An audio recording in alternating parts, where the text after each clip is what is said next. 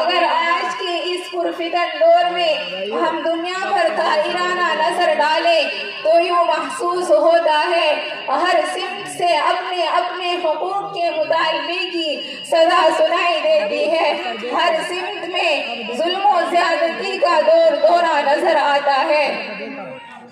ایک دوسرے کے حق کو مارتا ہوا نظر آتا ہے. ہر ایک کو دوسرے سے شکایت ہے. رعایا کو بادشاہ اور حاکم سے شکایت, آقا و مالک کو غلام سے شکایت, غلام و نوکر کو آقا سے شکایت, والدین کو اولاد سے شکایت. کوئی پڑوسی کا حق ادا کرنے کے لیے تیار نہیں. والدین پر ظلم و زیادتی کے پہاڑ توڑے جا رہے ہیں. ان کی عزت و احترام اور آداب کو پامال کیا جا رہا ہے. والدین کے ساتھ گناہی اور ناپاک حرکتیں کی جا رہی ہیں. خبردار خوب سمجھ لو, ماں باپ کے نافرمان کی نہ دنیا ہے نہ آخرت. ایک صحابی آئے, یا رسول اللہ, میرا باپ میری کمائی میں سے خرچ کرتا ہے اور مجھ سے پوچھتا ہی نہیں. شرعاً قانوناً میری کمائی میرے باپ کی جو کمائی ہے اس سے الگ میں نے کوئی کمائی کی ہے وہ تو میری ذاتی چیز ہے.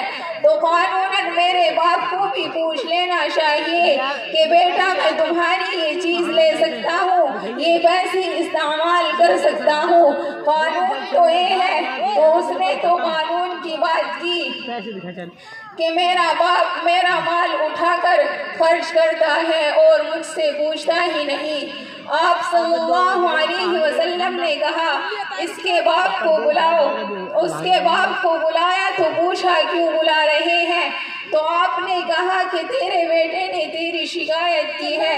تو اس کو ایک جھٹکا لگا جیسا کہ وہ کٹ کے رہ گیا ہو. اور عرب کی شاعری تو پوری دنیا میں مشہور ہے, آج بھی مشہور ہے. تو اس نے دل ہی دل میں کوئی شعر پڑھے جو اپنی زبان سے تو نہیں بس دل ہی دل میں کہتا کہتا دربار رسالت میں مسجد پہنچا. جبرائیل علیہ السلام پہلے آ چکے تھے. کہنے لگے یا رسول اللہ, پہلے آپ اس سے وہ شعر سنیں جو اس کی زبان سے تو ادا نہیں ہوئے پر رب نے عرش پہ سن لیے ہیں. آپ صلی اللہ علیہ وسلم نے کہا بھائی میں تمہارا کیس جو تیری زبان سے تو ادا نہیں ہوئے پر رب نے عرش پہ سن لیے ہیں. وہ کہنے لگا میں گواہی دیتا ہوں اس بات کی کہ آپ سچے رسول ہیں. آپ کا رب بڑا طاقتور رب ہے.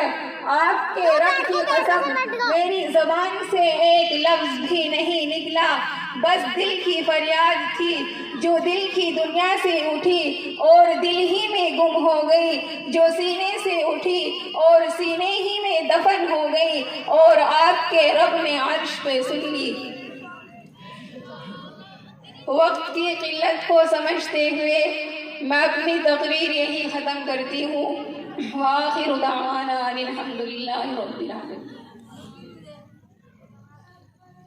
ماشاءاللہ, اس بچے نے بہت ہی اچھے انداز میں تقریر پیش کی ہے.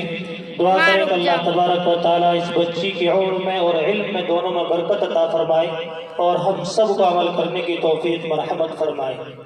اب میں ایک بار نعت النبی صلی اللہ علیہ وسلم پیش کرنے کے لیے آواز دیتا ہوں. مدرسہ اعزا کی دو طالبہ علمہ اور مہک کو, یہ دونوں بچیاں ربی نعت پیش کریں. اس کے بعد شازیہ بنت محمد اصغر, یہ بچی بھی